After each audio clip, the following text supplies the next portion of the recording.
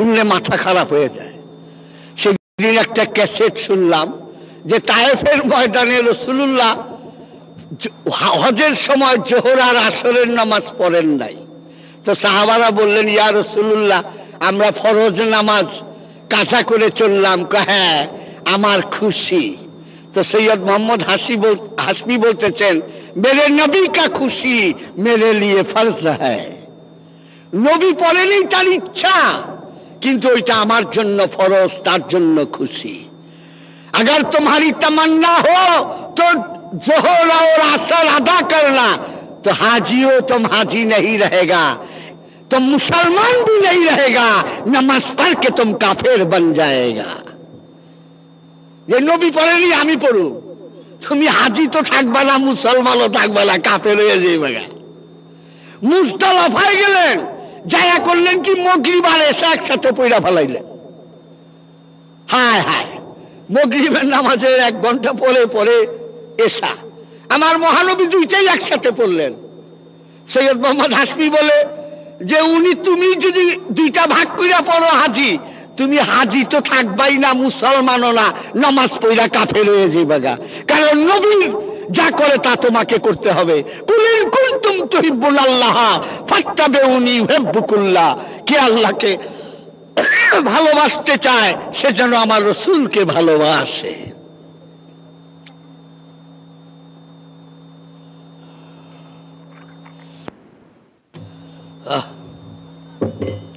দিও না, দিও না, বুড়া মানুষ তো পারি না, মাগো পারি না।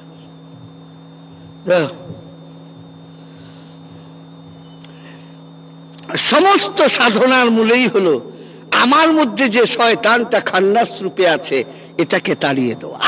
আমি কে তাড়ানো না, আমি দোষ না, আমার মধ্যে যে আমি তো খান্নাসটা আছে এটাকে তাড়িয়ে দিতে হয়। এটাই সাধনা, এটাই মুরাকাবা, এটাই মুশাহেদা, এর দ্বারাই ধ্যানস্থ হতে হবে। এই সাধনাটুক শিখেন। একদিন আমাকে এক ভক্তর সঙ্গে এক বন্ধু আসলেন, বললেন, হুজুর, আমাকে বলো, হুজুর মুরাকাবা করলে দুনিয়ার কি কি পাইব? আমি বললাম, তোমার বাড়ি কয়টা আছে? কয়, আমি তো আমেরিকায় থাকি, ঢাকায় একটা অ্যাপার্টমেন্ট কিনছি আর বাপদাদার একটা বাড়ি। আমাকে তুমি মুরাকাবা কইরো না। কয়, কেন? আমি দোনোটা হারাইবার চান্স আছে।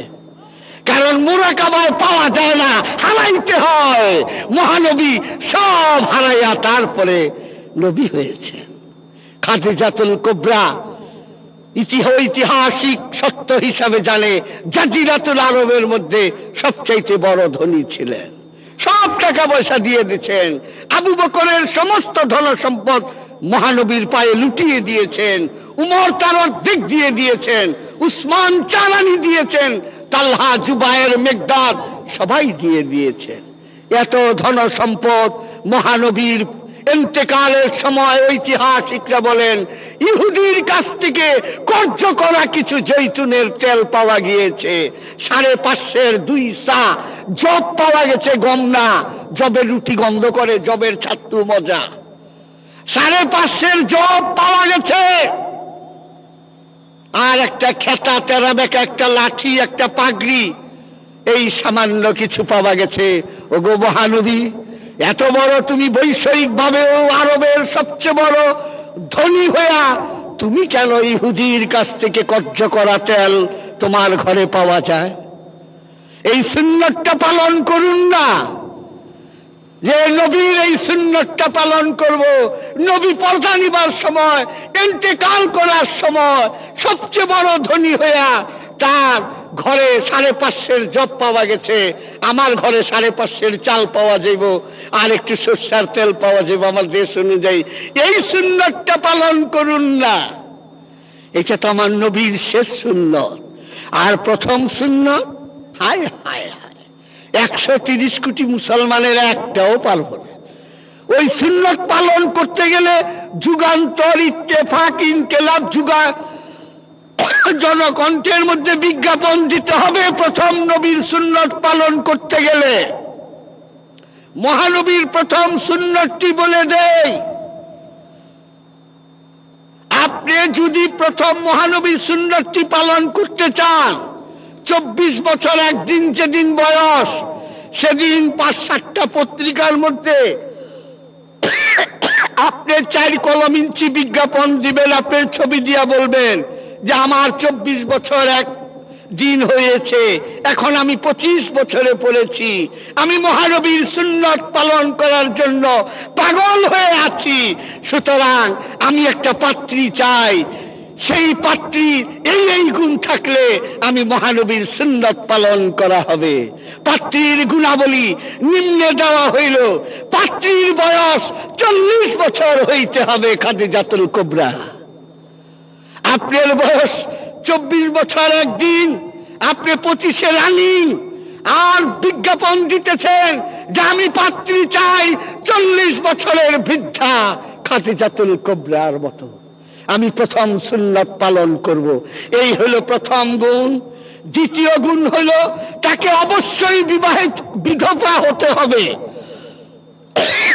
অনেকে তো 40 বছরে বিয়ে হয় না, বিবাহিত হতে হবে, বিধবা বিবাহিত হতে হবে, এবং 3টি বিবাহ হতে হবে এর আগে, তারপরে একটি রেডিমেড ছেলে থাকতে হবে, তারপরে আমার সুন্নত পালন করা হবে।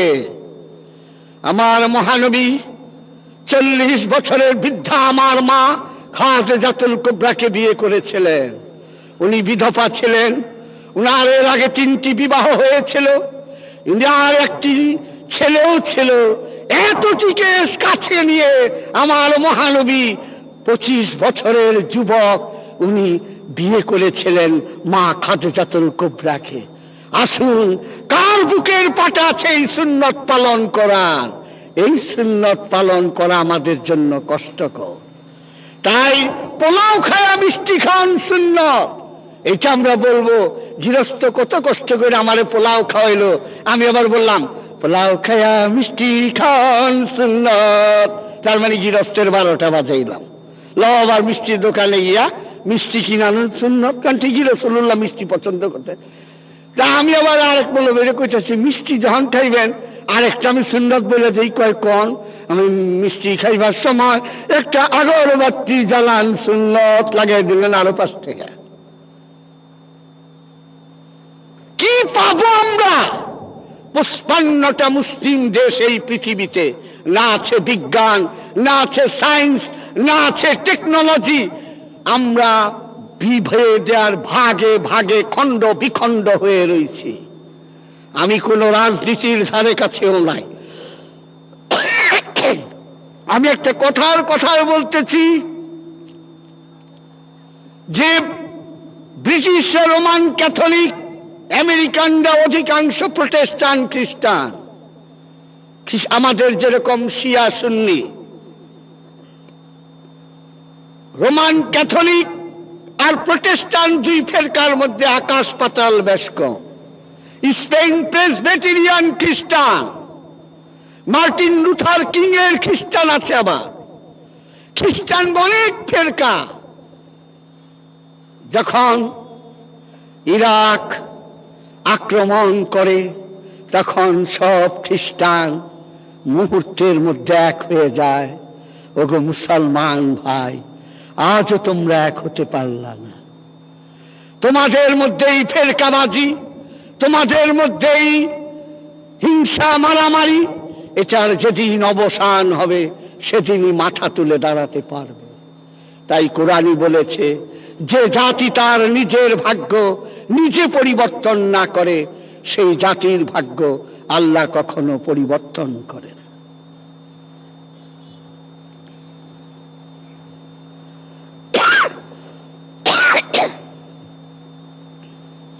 আমি ক্লান্ত রেখে দিই, আর পারি না, আমার ক্ষমা করে দিয়ে। বুড়ো মানুষ, অসংলগ্ন কথা একটা চারেকটায় যায়, কোনো কথার ব্যালেন্স থাকে না। তাই শেষমেশ এইটুকু বলে যায়, যদি আপনাদের কারো সাধনা করতে মন চায়, সত্যকে জানার ইচ্ছা থাকে, আমার বাবা আজম শাহের কাছে চক্ষু বন্ধ করে মুরিদ হতে পারেন, এবং ওর কাছে গেলে সাধনাও শিখিয়ে দেবে কি করে পাওয়া যায়। আপনি করুন, যদি না পান আমাকে গালি দিয়ে ওকে গালি দেবার প্রয়োজন নাই।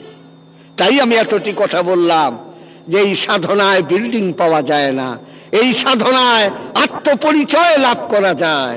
এই আত্মপরিচয় লাভ করার যদি আপনাদের মধ্যে কারো সামান্যতম আকাঙ্ক্ষা থাকে, আমার অনুরোধ, আমার বাবা আজম শাহর কাছে চক্ষু বন্ধ করে মুরিদ হতে পারেন এবং সত্য ইনশাল্লাহ পাবেন।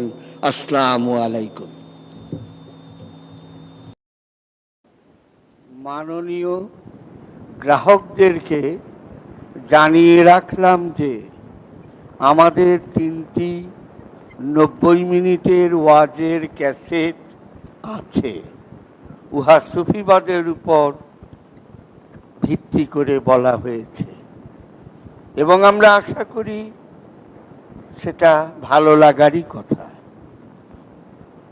রুচির বৈচিত্র্যতায় সেটা নির্ভর করে। তাছাড়া 3টা বই পাবেন। বই 3টির নাম সুফিবাদ আত্মপরিচয়ের একমাত্র পথ, প্রথম, দ্বিতীয় এবং তৃতীয় খণ্ড। 3টি ক্যাসেট এবং বইগুলো পাবার ঠিকানা হলো সুফিবাদ প্রকাশনালয়, 108 নিউ এলিফ্যান্ট রোড, দোতলা। মোবাইল ফোন নম্বর 0171128169। আমি আবার পড়ছি, মোবাইল ফোন নম্বর 0171128169।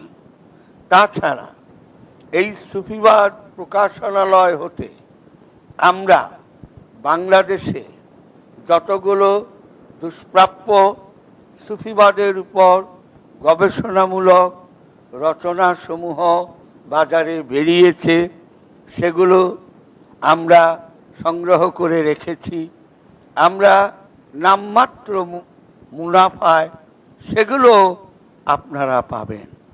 সেটা বাবা জান শরীফ শাহ সুরেশ্বরী রচনাবলী, খাজা গরিব নওয়াজের রচনাবলী, মাওলা আলী, তারপরে জামানার মুজাদ্দেদের নূর তত্ত্ব এবং জাল হক, ইলমুল কুরআন, তারপরে শানে হাবিবুর রহমান, সালতানাতে মুস্তফা, এরকম অনেক বই আপনারা সংগ্রহ করতে পারেন।